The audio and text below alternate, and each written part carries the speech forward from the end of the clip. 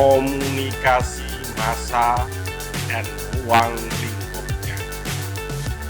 Komunikasi massa adalah komunikasi yang dilakukan kepada masyarakat umum. Komunikator dalam komunikasi massa pada zaman dulu adalah institusi pers dan komunikannya adalah masyarakat luas yang heterogen. Pada saat ini, komunikasi massa bisa dilakukan oleh individu karena setiap orang memiliki akun medianya sendiri-sendiri.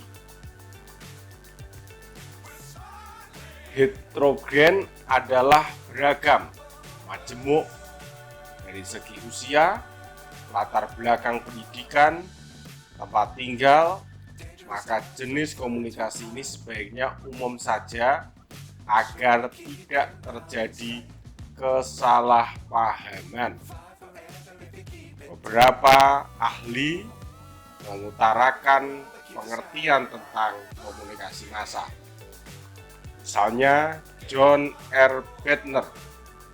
Bettner mengungkapkan bahwa komunikasi massa merupakan pesan yang dapat dikomunikasikan atau disampaikan melalui media massa kepada sejumlah besar orang secara sekaligus.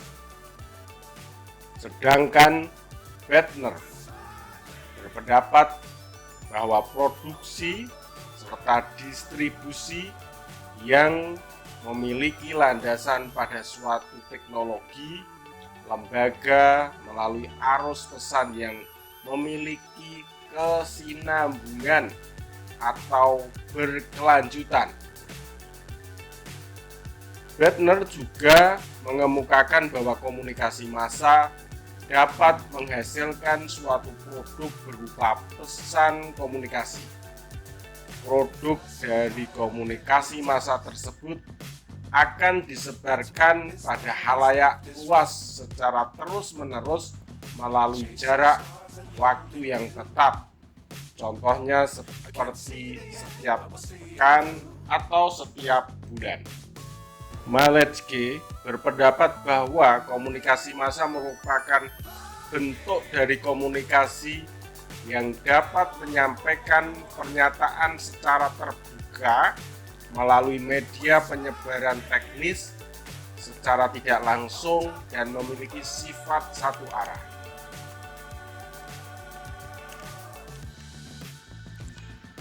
Media komunikasi massa bisa bersifat audio, visual, maupun audiovisual. Pada zaman dulu kita mengenal media komunikasi massa adalah radio, koran, majalah, televisi. Sekarang ini pilihan media komunikasi massa bisa sangat luas seperti Instagram, TikTok, Facebook, YouTube, dan masih banyak lagi. Karakteristik komunikasi massa. Komunikasi massa memiliki ciri-ciri tersendiri yang membedakan dengan jenis komunikasi lain.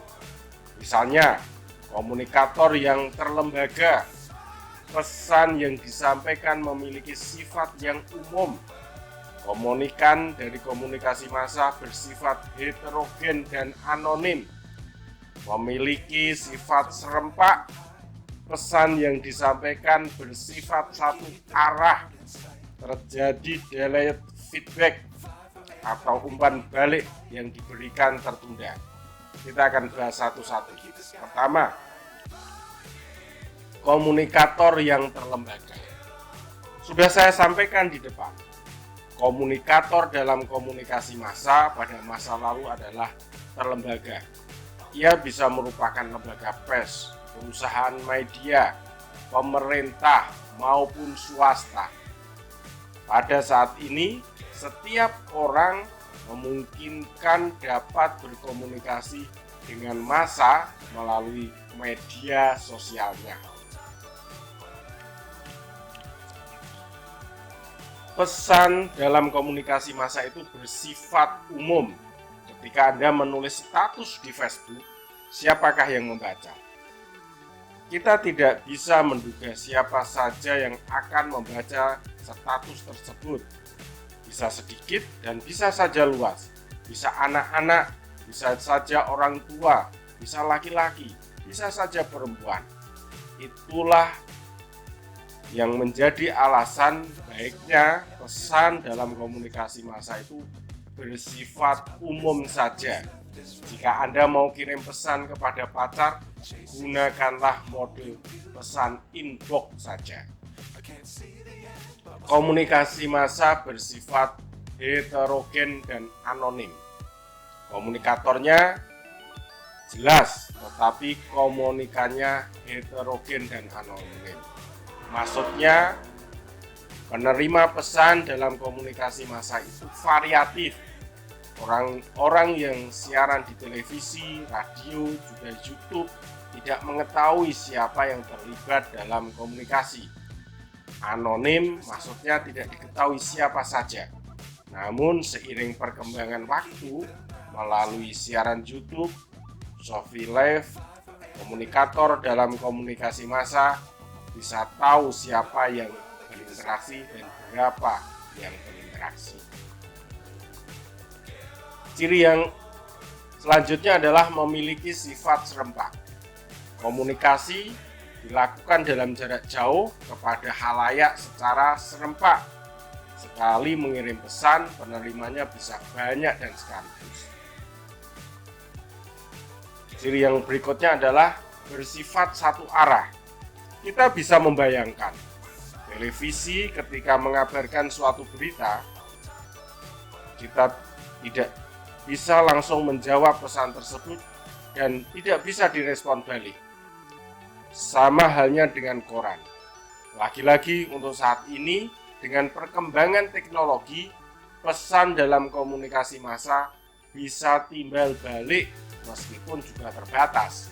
Keterbatasan tersebut karena tidak semua respon dari komunikan bisa ditanggapi balik oleh komunikator karena kemungkinan jumlah komunikannya yang banyak. Jadi selanjutnya adalah umpan balik yang diberikan tertunda karena berjarak, maka reaksi komunikan tidak sepenuhnya bisa ditangkap. Jika komunikasi langsung, reaksi komunikan bisa ditangkap melalui gestur, raut muka, dan beragam reaksi lain. Lalu kita akan bahas fungsi komunikasi massa. Fungsi komunikasi massa, pengawasan, korelasi, sensasionalisasi, hiburan, penularan, mobilisasi, dan terakhir adalah validasi. Pertama, kita akan bahas tentang fungsi komunikasi massa sebagai pengawasan. Ia bisa menjadi sarana pengawasan oleh masyarakat terhadap kebijakan dan penyelenggaraan pemerintah dalam pelayanan publik misalnya. Fungsi yang lain adalah korelasi, menyajikan informasi yang disajikan oleh masyarakat. Sifat komunikasi massa objektif dan tidak bias jika dilakukan dengan benar. Selanjutnya adalah fungsi sensasionalisasi. Media massa mengedepankan sesuatu yang sedang sensasional, populer, viral, aktual, dan sedang menjadi perbincangan publik. Komunikasi massa juga bersifat hiburan. Komunikasi massa yang tertuang dalam media massa tidak hanya menyajikan informasi, tetapi juga hiburan sesuai kebutuhan masyarakat yang juga membutuhkan hiburan, seperti film, kuis, musik, dan lain sebagainya. Lalu, fungsi komunikasi massa adalah penularan dan penyebaran. Komunikasi massa sangat efektif untuk media sosialisasi sebuah program. Sebagai contoh, saat COVID-19 melanda, informasi tentang penanggulangannya menggunakan komunikasi massa. Komunikasi massa juga dapat digunakan untuk menyebarkan nilai, norma, aturan, dan sejenisnya. Fungsi yang lain adalah mobilisasi. Komunikasi massa dapat berfungsi untuk menggerakkan masyarakat melakukan sesuatu. Terakhir, fungsi komunikasi massa adalah validasi. Media massa akan melakukan validasi bagi norma yang masuk dan kesesuaiannya dengan norma yang telah diyakini oleh masyarakat. Terima kasih.